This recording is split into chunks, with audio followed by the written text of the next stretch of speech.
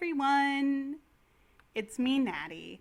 Before I start, I just want to say that this video is not meant to spark arguments or moral debates. I'm here to share my knowledge, thoughts, and opinions after almost 13 years of being involved in the doll collecting hobby. So let's just get into it. Ball jointed dolls are expensive. They're handmade by small teams of doll makers who have spent countless years and hours perfecting their craft. Each doll is a little piece of artwork that took an immense amount of time to create just for the consumer. The manpower behind these small teams is absolutely remarkable, and it really justifies the cost of their products. But some of these prices are just a bit too much for many of us who absolutely love collecting dolls in the hobby. So how is it that I keep collecting? How can I afford to keep adding to my collection when I'm not very well off myself? How do I have all of these dolls while I have never, not once, even considered purchasing a counterfeit? Well, that's what I'm here to talk about today. So back at the age of 16, I bought my first doll, a story that many of you have heard time and time again. I was working a summer job, came across BJDs, and had to have one. The first dolls I wanted were very far out of my budget, so I kept digging and searching. How I envy the young collectors of today with all the knowledge they have at their fingertips. Back in 2010, there wasn't a plethora of resources like there is today. And back then, finally, coming across the BJDs website was like a ray of light shining down from the heavens upon my nerdy teenage self. So BJDs provided what I needed. As you can see on screen, a 60 centimeter doll that didn't cost over $500 US, a handsome doll within my small teenage budget. Granted, the photos and site layout of BJDs weren't really that appealing, but it just goes to show you can't judge something by how it's presented on the internet. And so buying that doll threw me into the chaotic bottomless pit that is the BJD hobby, and I've been stuck here ever since. After my first boy, I relied on Christmas and birthday money to buy my next doll from another inexpensive doll maker. After him, I won coupons from BJDs photo contests, and that helped me buy from their site. Any little bit helped. It was all about getting the dolls I wanted for minimal damage to my bank account. Now, BJD and Resin Soul and many other lower-cost doll makers are really godsend to this community. They create amazing, good quality, unique dolls for a fraction of what other doll makers ask. They aren't starter dolls. They aren't just for newbies. They are beautiful, legit, and very well made. Yes, everyone has their aesthetic preferences, and some people might not like the styles, but that doesn't make the doll any less of good quality. They are fantastic quality for the price.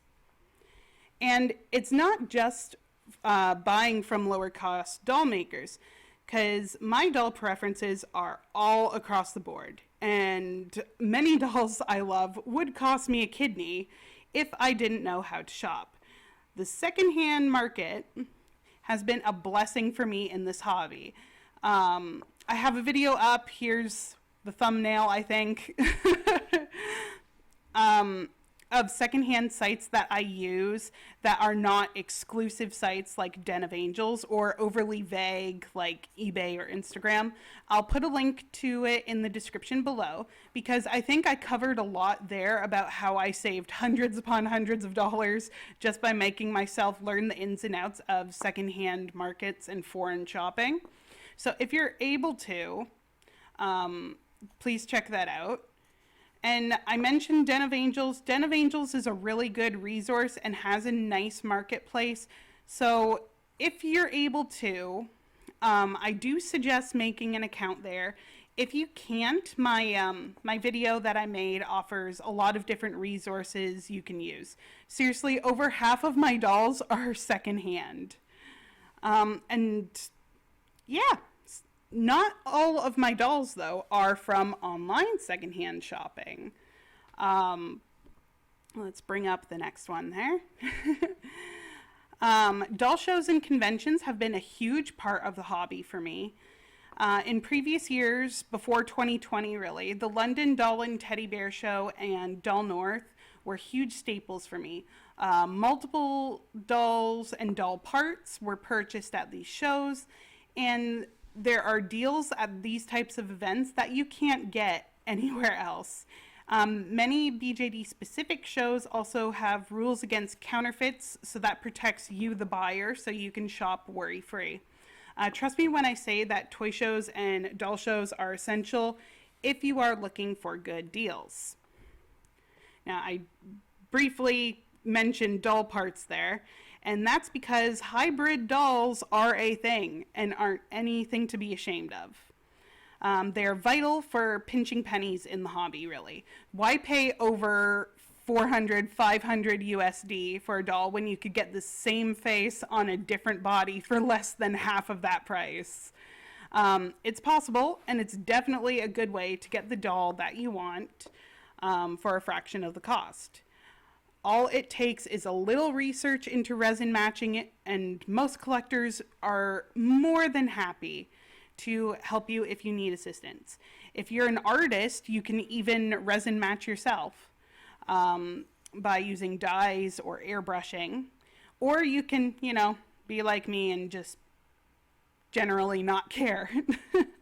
About 20 or so of my dolls are hybrids, and I am so thankful that hybrids are an option because I could not afford some of these sculpts, this guy, if they were the full doll from the doll maker. Now, this part is a trade secret, kind of, so listen very closely. Come on, closer to the screen. Some doll makers actually charge less on their native language sites and online stores.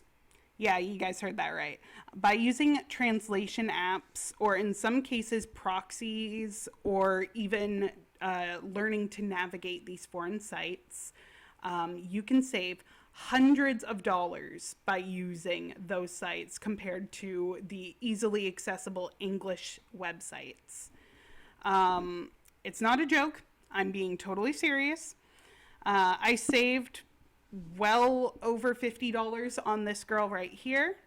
On the English Access dealer website, she retails for about $265 US blank.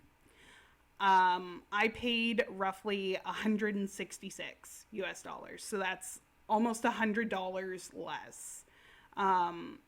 I did have to pay a little bit extra for a proxy fee, and then I bought add-ons like her ears. And if I learned how to shop directly from Taobao, I would have saved even more money. But in the end, she was still less than what the English websites ask for. So if you are brave and willing to step away from the English websites and tackle some of the Chinese, Japanese, Korean, foreign language websites, you can see on some of these websites a massive difference in the cost, which will make a huge difference to your hobby.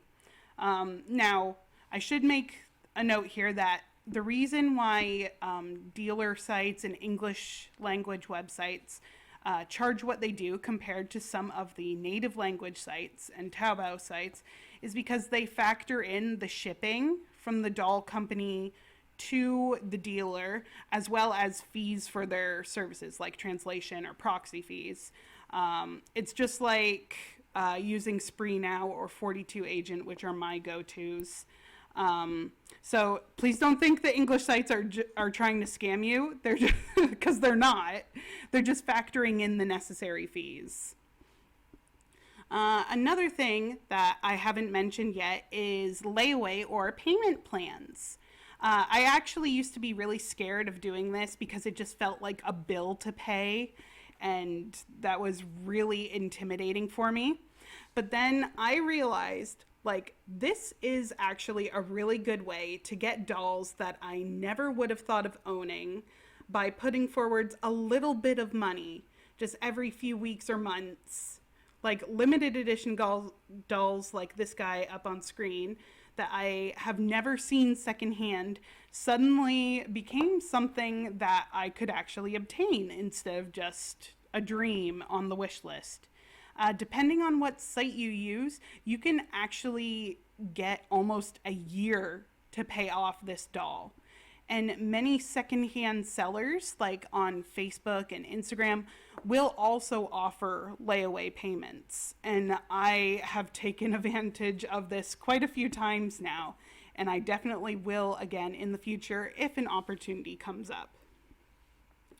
Now, this one is more for the secondhand markets, like Facebook and Instagram again. Along the same lines as layaway are something called splits or group orders. So you see a doll that you really like, but it's really expensive, so you're considering hybrids, and someone else is ordering the same doll, but they don't want certain parts of it, and so they're offering those parts for a price that you can't get from the doll maker. And there you go. There's your doll, fully accessible. I've done this a lot of times now, and it is fantastic. And a lot of people really don't want the event heads. They just want the main doll. So it is a perfect way to get the doll that you want. Now, lastly, I want to touch on dealer site sales. Some sites like Alice's Collections periodically hold sales that can drastically reduce the prices of their dolls. Always, always, always check the sites that you frequent, as sales can happen at any time, and a lot of times the sites won't like make big announcements about it. Some sites even try to sell off their in-stock dolls at a discount, and sometimes, like with this guy here, doll makers will reduce the prices of their dolls if they're going to discontinue their sales and quit being doll makers. Some doll makers and dealers will even hold holiday sales or even stuff like Black Friday sales. So make sure you stay up to date on your favorite sites, and you're sure to find a really good deal. It's thanks to all of this that I was able to get to where I am today. Smart shopping, research, diligence, and not giving up led to me almost 13 years later having over 70 dolls. And I still have an obscene amount of dolls that I really want to get. And because of the methods that I've learned, I'm never, ever, ever going to resort to counterfeits. I learned so much over the years that has allowed me to get here without harming any doll makers or indulging in illegal purchases. So if you're looking for ways to save in this hobby, try some of the methods that I use. It's a win-win for everyone, really. And that's pretty much it. That's how I've been able to afford this hobby while having a low income and being in a country where our currency absolutely sucks. So I hope you enjoyed this really quick video, and I will see you guys in the next one. Peace.